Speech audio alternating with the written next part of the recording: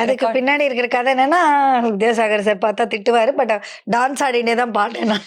எப்படி மேம் அது ரெக்கார்டிங்ல எப்படி இருந்துச்சுன்னு அப்படியே பாட்டு வித்யாசாகர் சார் வந்து he's such a cute person. Okay, he will really pamper the singers, he'll pamper the musicians.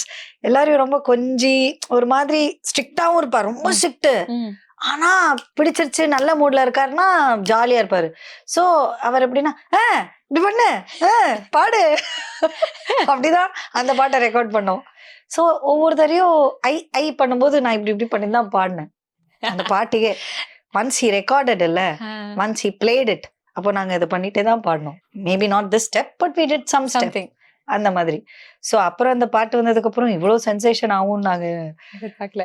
எதிர்பார்க்கல, seriously. So now that song is identified not just as a song, but the choreography, the cinematography and the dance that Jyotika ma'am and Vijay have done. Fantastic. சரி ma'am அந்த பாட்டு திம்சு கட்ட ஐ ஐ திம்சு கட்ட ஐ ஐ எதுக்கு என்ன கெடுத்து பிட்ட, குத்துக்கட்ட ஐ ஐ குத்துக்கட்ட ஐ ஐ எதுக்கு என்ன சேர்த்துக்கிட்ட.